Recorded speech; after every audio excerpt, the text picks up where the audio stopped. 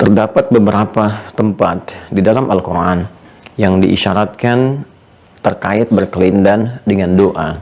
Bahkan sebagiannya langsung ditunjukkan dengan respon cepat dalam pemberian yang bahkan belum dimintakan secara lisan.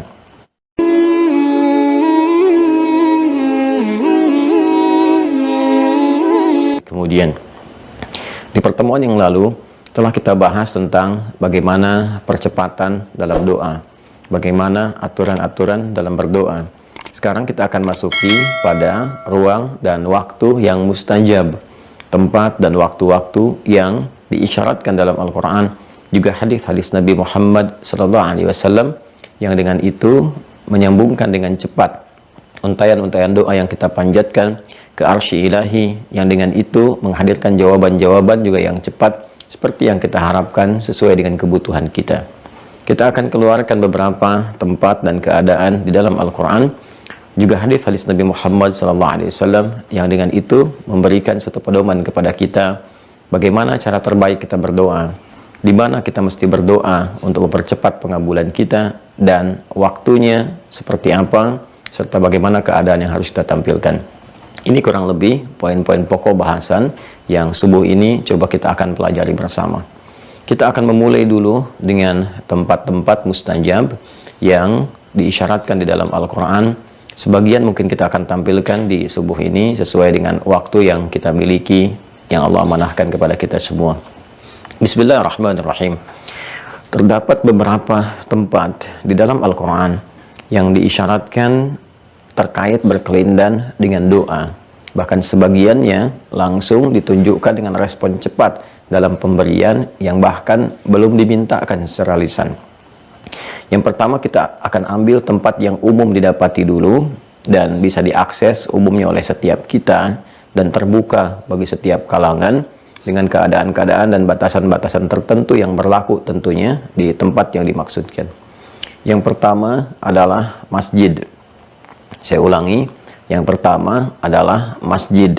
Isyarat ini didapati di dalam Al-Quran surah ke-9 At-Taubah di ayat ke-18.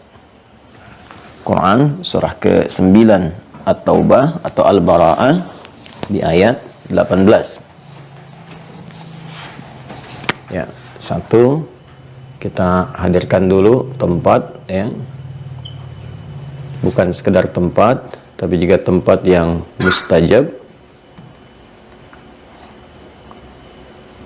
Mustajab ini terkait dengan doa, ya, istilahnya terkait dengan doa. Istajaba yastajibu, ya, yang cepat dijawab. Wa qala rabbukum ud'uni astajib lakum, kan? Allah berfirman, dan berdoalah kepada Rabbmu, gitu kan? Mintalah kepada Allah Subhanahu wa taala, maka kata Allah, aku akan jawab. Keadaan untuk dijawab itu yang terjawab disebut dengan mustajab, ya. Yang pertama, terdapat isyarat, ya, isyarat di Quran surah ke-9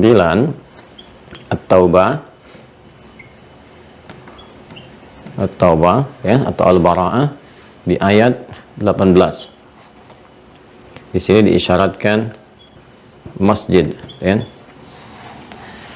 Allah berfirman, innama ya'muru masajidallahi man amana billahi wal yaumil akhir wa aqamas salah. Ini highlight, ya. Wa aqamas salah wa ataz zakah wa lam yakhsha illallah fa asa ulaika ay yakunu minal muhtadin. Oke, ini jaminannya di akhir, isyaratnya di awal. Innama ini menggunakan adatul hasri, huruf pembatas, ya, membatasi satu informasi atau hukum tertentu. Jadi kalau ada satu ayat menyampaikan satu informasi, baik perintah, larangan, ataupun berita kepada kita semua, diawali dengan kata innama, maka informasi yang akan disampaikan terbatas, ya, hukumnya pada berita yang diterangkan di ayat itu saja, diikat hukumnya di situ. Ya, prakteknya bagaimana? Misal, kalau kita bawa ke nuansa fikih misalnya, kan, kita sering ditanya berapa golongan yang berhak menerima zakat itu, ya, mustahik zakat. Kita katakan 8, ya. Kemudian 8 itu di mana saja? Ada di Quran surah ke-9 At-Taubah ayat ke-60. Innamas shadaqatu lil fuqara wal masakin wal 'amilina 'alaiha wal mu'allafati qulubuhum wa fir riqab wal gharimin wa fi sabilillah wa ibnis sabil. 8 jumlahnya. Boleh nggak saya berikan itu di luar aspek yang 8 ini? Yatim kan nggak disebutkan di sini. Boleh nggak saya berikan? Nah, maka kita jawab, kalau yatimnya kualifikasinya sesuai dengan yang 8 ini, misalnya yatim yang fakir, yatim yang miskin, boleh. Tapi kalau tidak terkait dengan yang ini, yatim dia kaya, misalnya kan, yatim dia hartanya berlimpah, ya, maka tidak masuk dalam kategori ini. Hanya boleh disalurkan pada 8 kategori saja. Kenapa? Karena ayatnya diikat dengan innama. Pun demikian teman-teman sekalian, ayat tentang masjid ini ya, yang menunjukkan keistimewaannya, yang menunjukkan keutamaannya, yang menunjukkan satu hal yang luar biasa yang membedakan dengan tempat-tempat lain, itu diikat dengan kata innama. Seakan-akan semua ini hanya ada di masjid, ya kan? Kemuliaan-kemuliaan dimaksudkan terikat di masjid. Apa yang dimaksudkan di sini? Innama ya'muru masajidallah. Nah ini, sungguh yang memakmurkan, yang mampu memakmurkan, ya kan?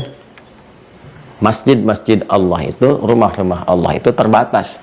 Nah, jadi kemakmuran masjid itu diikat, hanya tertentu saja. Ini yang mampu memakmurkan masjid, ya. Yang memakmurkan masjid itu, teman-teman sekalian, itu bukan meramaikan ya, dalam tanda petik, terbatas meramaikan. Kalau cuma rame di berbagai tempat juga bisa rame. Di stadion rame gitu kan, di pasar bisa rame. Ya, ya'muru itu juga akarnya dari kata amara, ya, sesuatu yang melahirkan manfaat, ya. Ya, menghidupkan dengan manfaat, ya, di antara maknanya sesuatu yang melahirkan manfaat. Jadi usia kita juga cara mengisinya disebut dengan umur, kaitan dengan ini juga untuk memberikan kesan manfaat. Jadi kalau ditanya Anda umurnya berapa, Anda jawab misalnya 30 tahun, 40 tahun. Nah, ini memberi kesan juga selama 30-40 tahun itu manfaat apa yang telah kita bisa hasilkan dalam berkehidupan. Ya, karena itu diminta semua bagian tubuh kita itu berperilaku yang bermanfaat. Lisan bicara yang bermanfaat. Kalau nggak bermanfaat, nggak usah dikatakan. Karena itu muncul larangan-larangan untuk membatasi lisan berbicara pada hal-hal yang tidak bermanfaat. Demikian pandangan kita, demikian pendengaran kita, demikian sampai langkah di ujung kaki kita. Untuk menjaga kehormatan usia yang Allah berikan kepada kita supaya punya nilai, ya, supaya punya nilai dan tidak mendapati kerugian dalam beraktivitas. Demikian makmur, ya, juga sesuatu yang menghasilkan keberkahan, kesuksesan, ya, kebaikan dan turunan-turunan hal-hal yang positif lainnya. Maka di sini kita temukan dilekatkan dengan masjid, ada pengurus masjid disebut Dewan Kemakmuran Masjid, ya kan? Nah, ini terambil dari akar ini juga.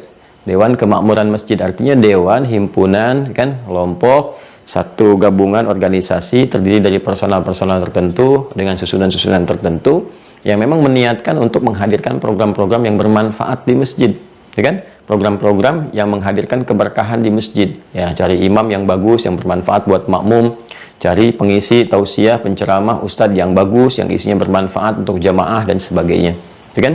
Ini poinnya. Kemudian di sini ada hal yang menarik yang mampu memakmurkan masjid-masjid Allah itu, yang menghadirkan manfaat-manfaat, kebaikan-kebaikan dan konsisten melakukannya. Karena ada ya di sini, ya, fi'il mudhari, menunjuk pada konsistensi, kontinuitas dan progresivitas. Present, continuous, future, baik sekarang, berkelanjutan atau sampai kapanpun, itu kan? Man amana billahi wal yaumil akhir. Satu adalah orang yang orientasinya, ya, adalah karena iman kepada Allah, ya, iman kepada Allah dan memiliki orientasi akhirat. Nah, jadi masjid itu bukan proyek dunia, itu proyek akhirat. Walaupun dampak-dampak kebaikannya akan terasakan juga dalam kehidupan dunia, itu kan? Nah, kita ngaji untuk kepentingan akhirat kita, kita sholat untuk kepentingan akhirat kita. Walaupun dalam pengajian-pengajian kalau rame kan ada pendukung aspek dunianya juga, ya kan? Ada yang dagang, ada konsumsi, ada macam-macam. Itu bagian dari keberkahan yang didapatkan. Tapi proyeksinya untuk akhirat, jadi bukan untuk dunia. Karena itu jangan sekali-kali mencari proyek-proyek dunia itu melalui masjid, ya, itu nggak tepat sasarannya. Tapi kalau disebutkan innama, ada kemungkinan juga itu terjadi. Segelintir orang yang mencari proyek-proyek dunia datangnya ke masjid, apakah itu dengan untuk jabatan, dengan materi, ya, harta kekayaan atau masing-masing yang lainnya, ya kan? Ya, tidak sedikit kan orang-orang cari dukungan, ya kan, dalam pemilu misalnya atau pilkada dan sebagainya, datangnya ke masjid. Itu tidak dibenarkan karena masjid nggak terkorelasi dengan urusan-urusan dunia yang tidak ada hubungannya dengan akhirat sama sekali, ya kan? atau bahkan misalnya untuk pengumpulan dana pada proyek tertentu gitu kan, yang tidak ada hubungan dengan aspek akhirat, itu tidak tepat ya, tidak tepat guna. Maka yang mampu memakmurkan masjid Allah itu nanti yang iman kepada Allah, yang orientasi hidupnya akhirat. Nanti ini ada feedbacknya ya, ada feedbacknya dalam kehidupan. Nah, apa manfaat kita meningkatkan iman kepada Allah Subhanahu wa taala? Manfaatnya dengan iman itu akan melahirkan cahaya, nuruhum yas'a baina aydihim wa bi aymanihim, seperti sering saya ulas di pertemuan yang lalu. Cahaya ini yang membimbing kita berperilaku ya. Karena itu ahli masjid yang sering ke masjid ya, yang benar ke masjidnya, yang 5 waktu itu ngejar ke masjid, itu Masya Allah akan terdapat perubahan perilaku dalam dirinya. Kalau nggak percaya silakan ya, ahli masjid itu ya itu akan berbeda. Real masjid dengan Real Madrid itu akan berbeda.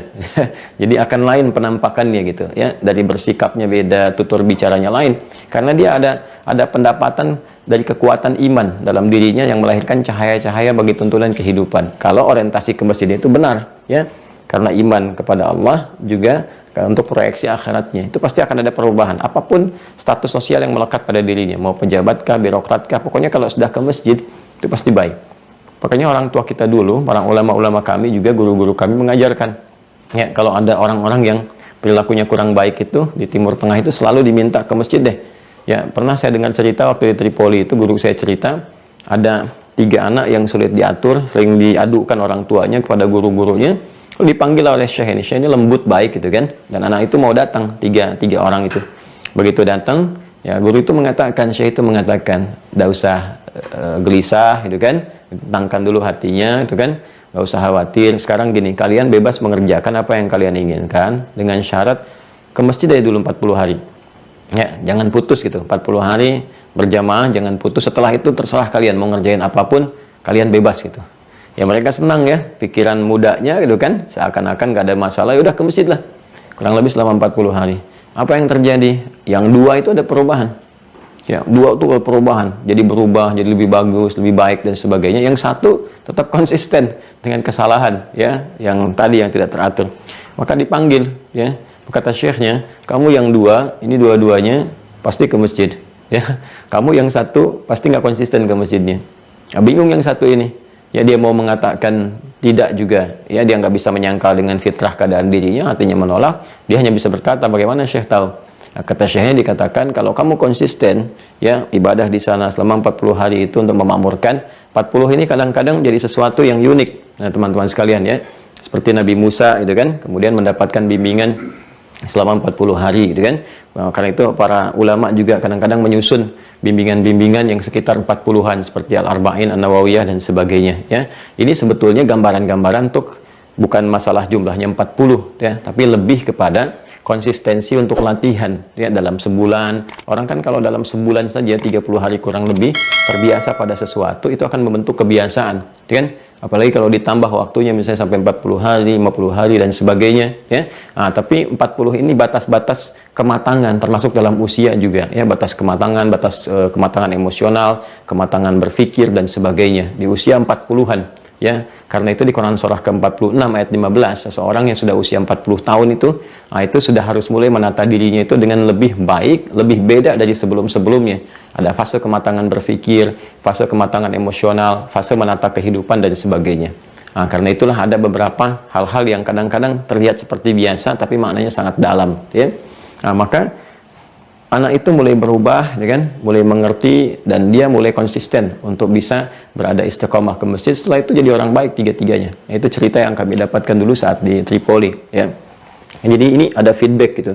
Kemudian yang kedua, wa aqamas shalah. Nah, ini dia. Wa aqamas shalah. Ya. Dan juga yang konsisten menunaikan sholat. Nah, apa kaitan dengan doa? Sholat ini adalah akumulasi dari doa.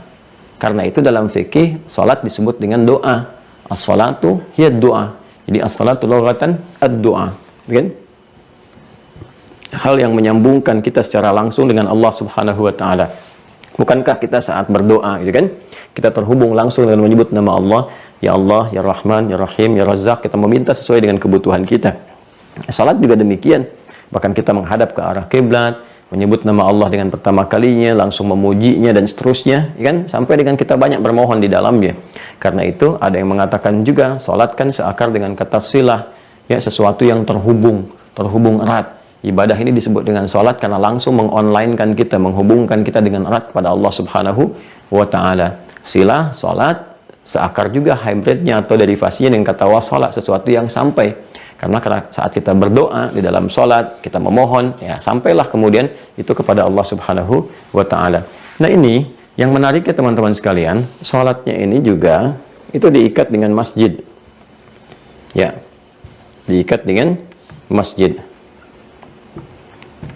Ini kan dalam kondisi-kondisi tertentu sholat itu kan ditunaikan ya di tempat-tempat yang bersih, yang suci gitu kan, bisa di kamar, bisa di tempat kerja, di kantor dan sebagainya. Tapi ketika ini ditunaikan di masjid, ada keutamaan-keutamaan tertentu, ada kelebihan-kelebihan tertentu, gitu kan? Apa diantaranya? Nah, ini Allah sampaikan.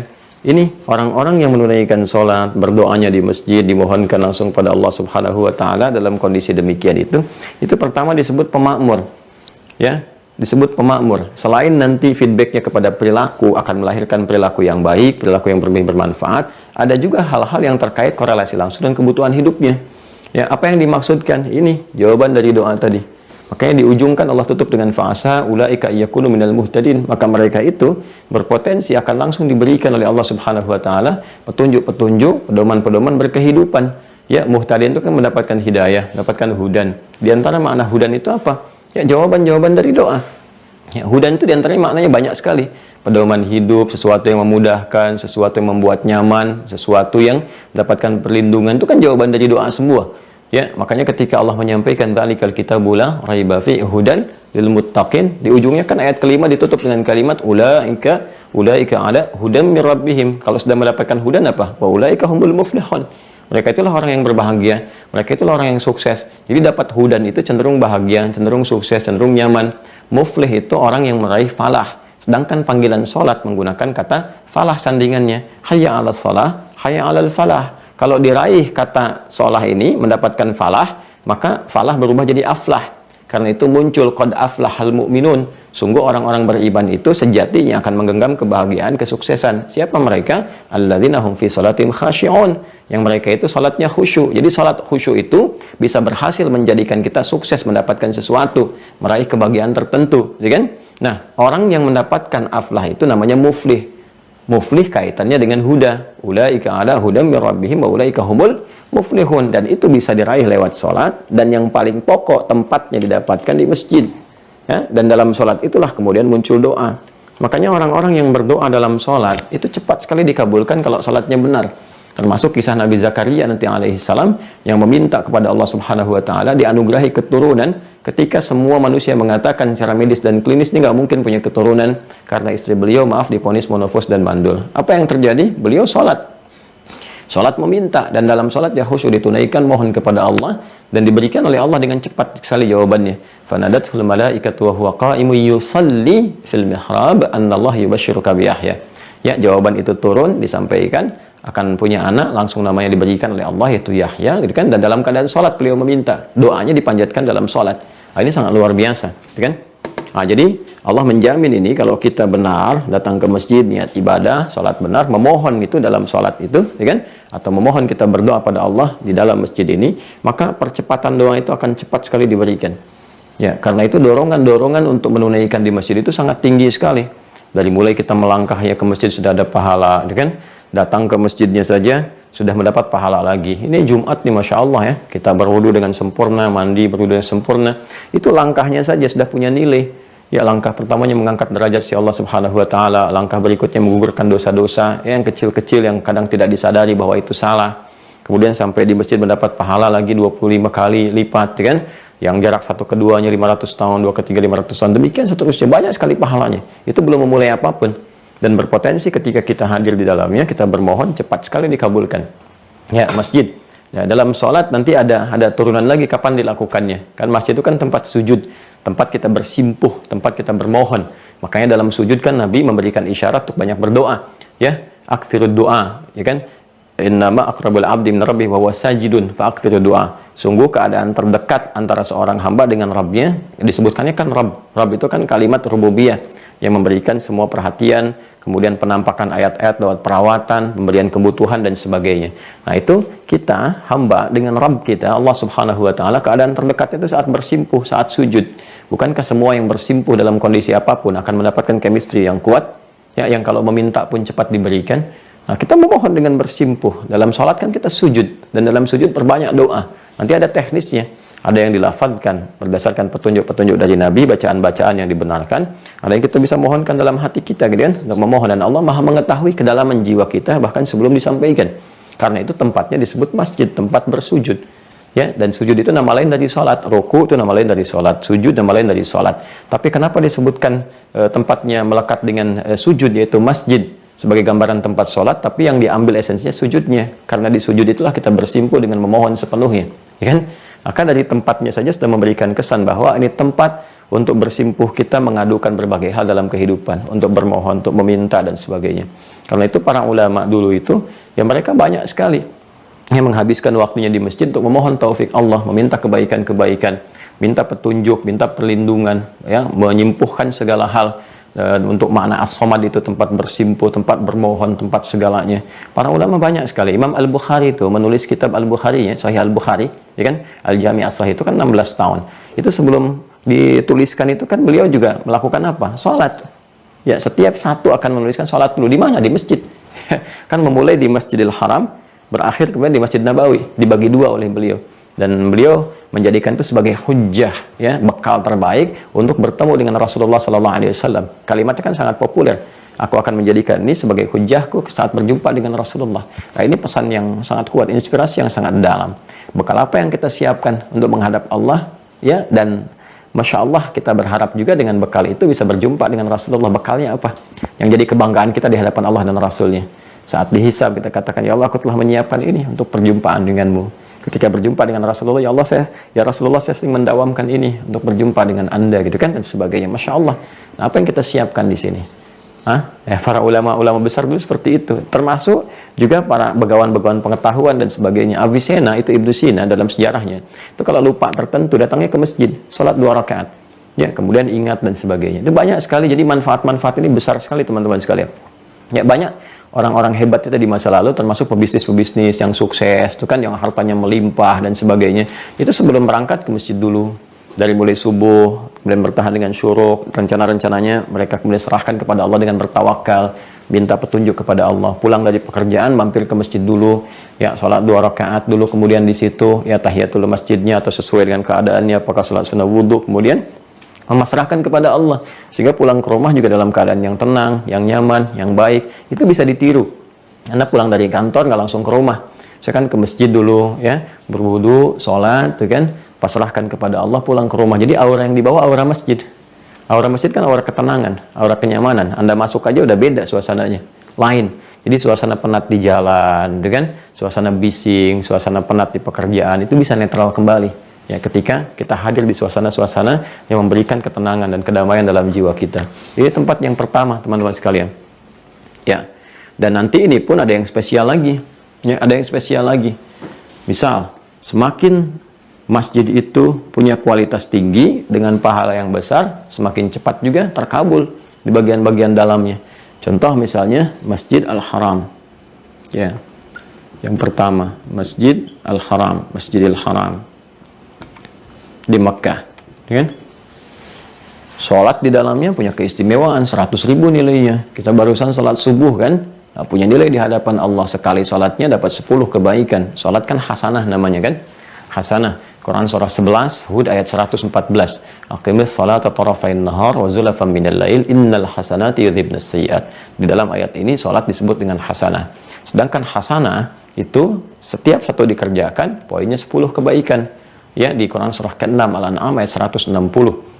Allah Subhanahu wa taala berfirman, "Man jaa'a bil hasanati falahu asyru amsalihha." Siapa yang mengerjakan seperbuatan hasanah kebaikan, dia mendapatkan 10 kali lipat, ya, dari apa yang dia kerjakan.